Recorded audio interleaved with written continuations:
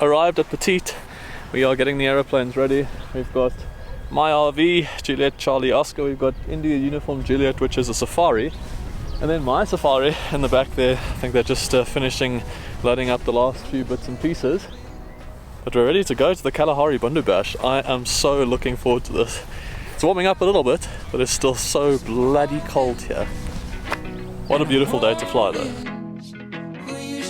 Riacha's going to be flying my safari, and we're going to just go over there to chat to him, make sure he's comfortable flying my aeroplane, because I would like to have an aeroplane at the end of this trip. But everything was done, battery changed, oil changed, coolant changed, so he should be more than ready to take this aeroplane to the Bundu Bash. Yeah, can I trust you? No, that was your first mistake, honestly. How old are you again? Not old enough. This guy is 19, I think. 20 now. 20 years old, you're one step up there. And he's taking my aeroplane without me. Although he's probably got more hours on a safari than I do, so.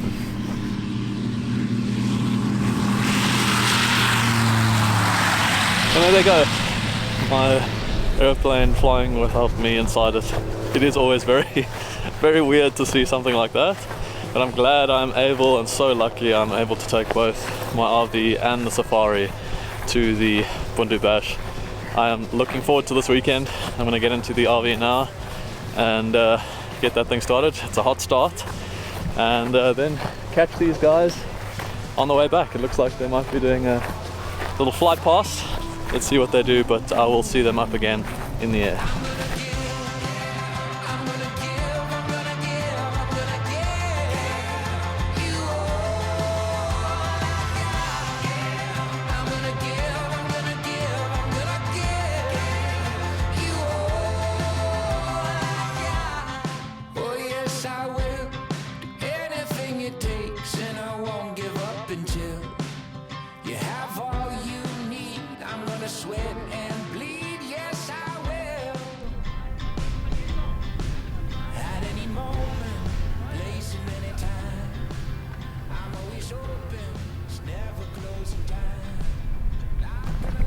Welcome to Koppieskraal Pan, the beginning of the Kalahari Bundu Bash. And as we landed, we saw the police Pilatus PC6 that was here. Apparently they were doing some border patrol or something just to the north of the pan, so they heard everyone on the radio and decided to pop in, which was pretty cool, and also really, really cool to see that Pilatus Porter. That is a proper bush plane. But the plan now is to try and get camp set up. We're figuring out sort of where we're going to be.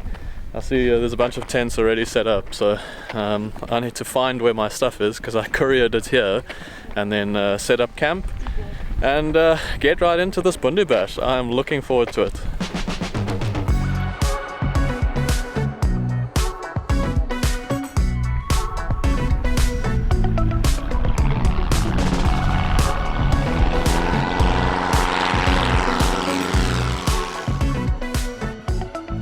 So this is what I've got to deal with.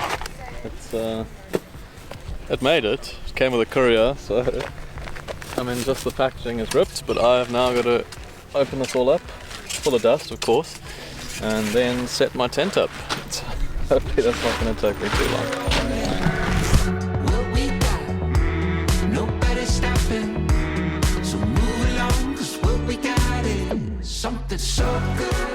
Camp is fully set up.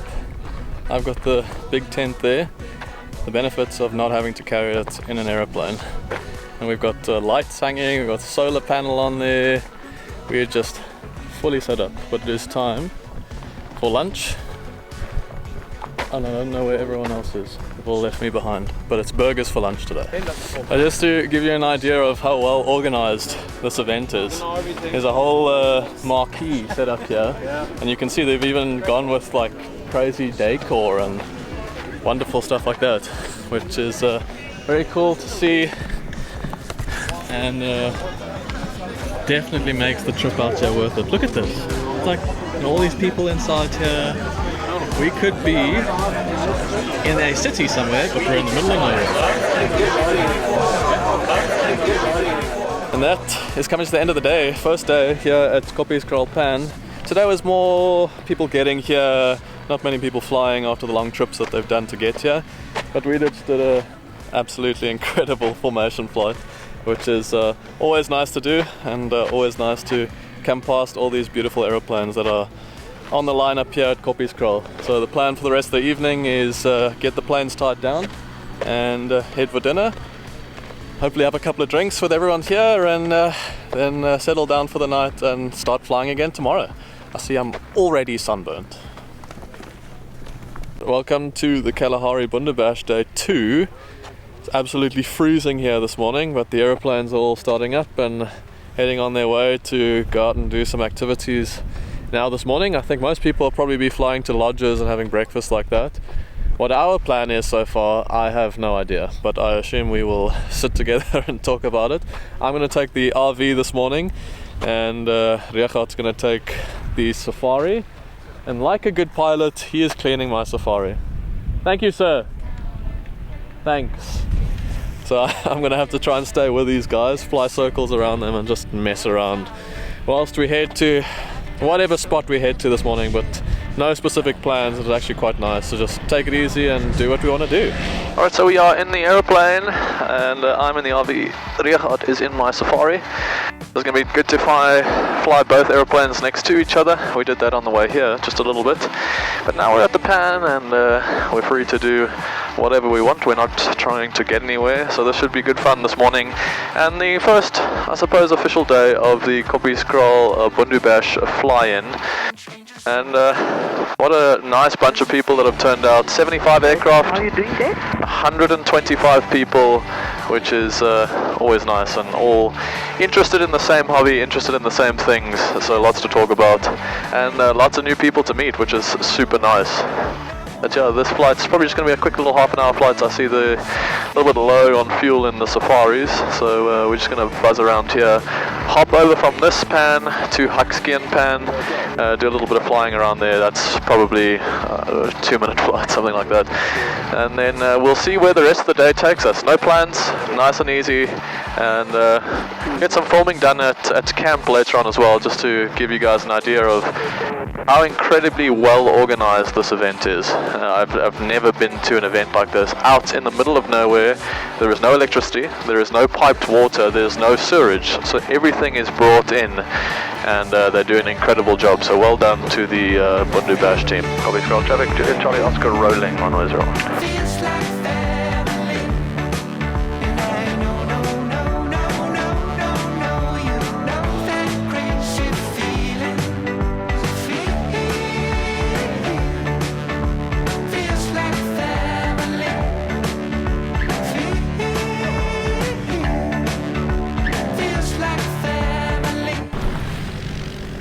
So it looks like I will be getting a ride in the police Pilatus PC6, or the Porter, and that is going to be absolutely incredible. Can't wait to get in that thing. And what's even better is we're going to have one of the Safaris flying in formation with the PC6, and hopefully we get some good footage. See, this type of thing you just don't find anywhere else. And the police just happened to be here doing border patrols to the north of the field, and heard everyone on the radio and decided to pop in, and now I'm getting in a Porter. It doesn't get any better than that. Yeah. Okay, so Porter flight is no longer. As we were walking to the aeroplane, another aeroplane crashed, and it's everyone's okay, which is good. That's the most important thing. But the crash was a fuel truck crossing the runway. Essentially a runway incursion. The wing of the aircraft taking off hit the fuel truck, and yeah, it's unfortunate, but everyone's okay. There was no fire, and which is incredibly lucky with the amount of fuel that was being moved there. So yeah, we've closed the runway for now. Porter flight is not going to happen. Police are heading on their way back to Kimberley, and yeah, unfortunately we have our accident for the event, which is never nice.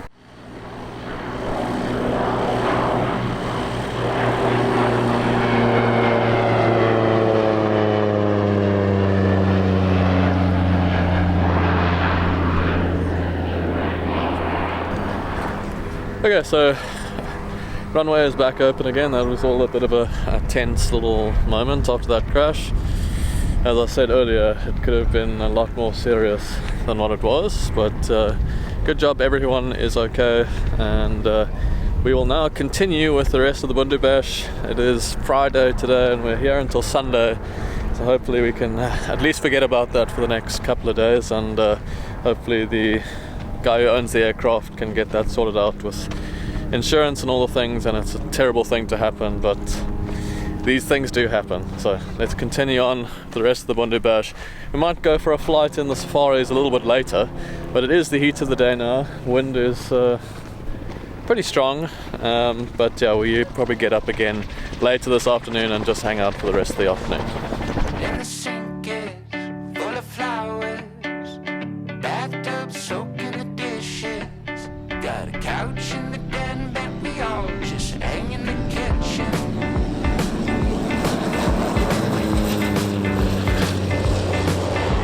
Lights in the guest room, things on the coffee table, let the mist. Right, I've decided to take a walk out into the middle of the pan, just to give you an idea of how vast this place is. It's like you literally cannot see the other side of the pan. It's just vast expanse of nothing. The other guys have gone for a quick flight. See, Florian bought too much fuel, so he's trying to burn off all the fuel before he leaves tomorrow. So he's leaving a day earlier than everyone. He's got to catch a flight back to Switzerland. I think he's going gliding or something next week, so it must be nice to be him. But I've decided just to take a walk and look around this. I wouldn't say it's a beautiful pan, but it's definitely very vast and open, and something interesting to look at. You don't quite see this every day, especially where I'm from. It actually seems that the pan is, well, at least was quite wet not so long ago. See, if you look on the ground, there's all these little cracks, and the cracks are very flaky and dusty. It's good enough for an aeroplane to land on, but it's definitely not as hard as it was last year, or sorry, 2 years ago. 2 years ago this was like concrete. Now you can definitely feel that the aeroplane does sink in a little bit. I noticed on the RV that my little tail wheel tends to be a pizza cutter through this ground. So yeah, we haven't really done much landing at Huxkianpan. Maybe this afternoon we'll take the safaris again and go and land on the other side of the ridge over there, which is Huxkianpan, and that is where they did the world land speed record. I don't think they got to the record before they ran out of money, but I do know that they got to 1,000 kilometers an hour in a jet-powered car driven by Andy Green, who was a Royal Air Force pilot. And that must have been quite incredible to do. Drive 1,000 kilometers an hour along a vast pan like this. And Huxkianpan on that side is probably 10 times the size of the pan that we're on. The only reason we don't go to that one is government owned. This pan is privately owned, so it's much easier to organize. You there, won't you? Coming closer, 'cause I want you near. Lean in, won't you? Come on over, 'cause you're all welcome here. If only we could all get together. If only we could all have company. If only we could all get together.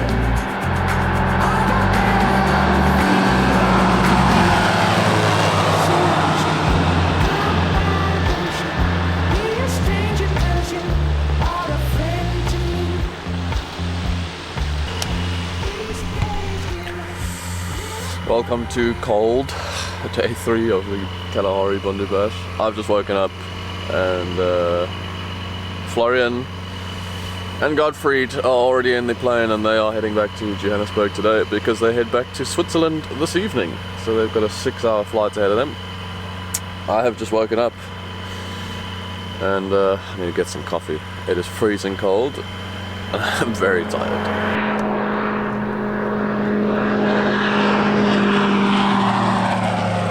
Alright, so we have taken it very easy today.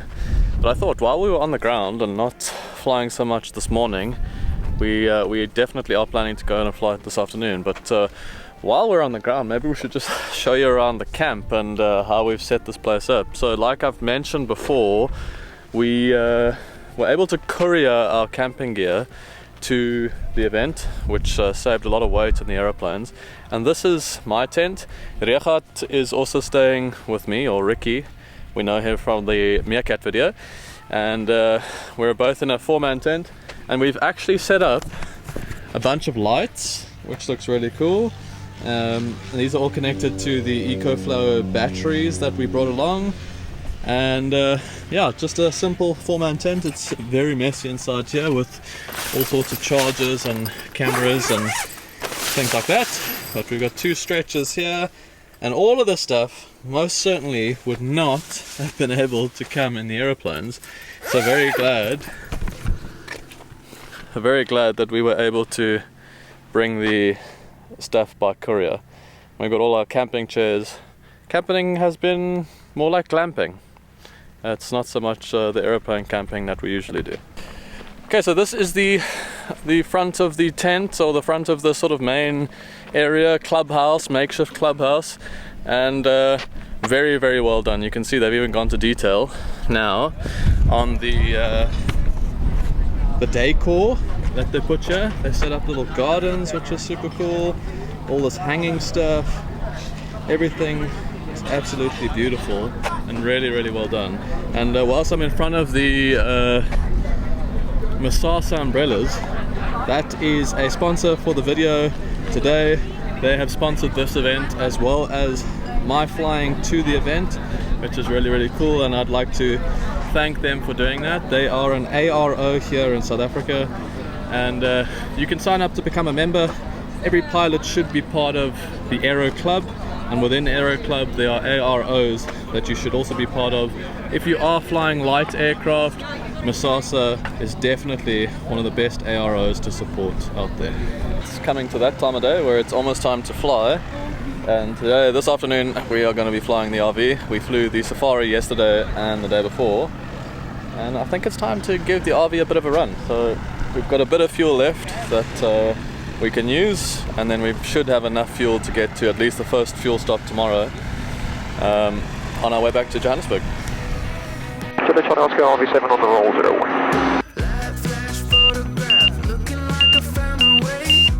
Ready? Yeah. Loop to loop. Copy Scott, that's Uniform Golf Charlie, we update the field, we'll be joining at 4,000 feet, we'll be joining the left hand crosswind for 01. The anti-base pop there. Nice, man. Fucking amazing, dude.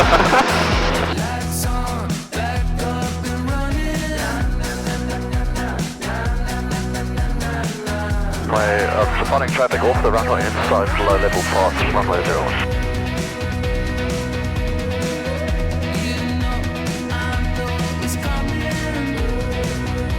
Okay, watch this Kalahari now, breathe. Traffic given up in 10 area, direct up to Echo Golf Mark coming. Copy Scott, traffic, Juliet Charlie Oscar, short final now, runway 01.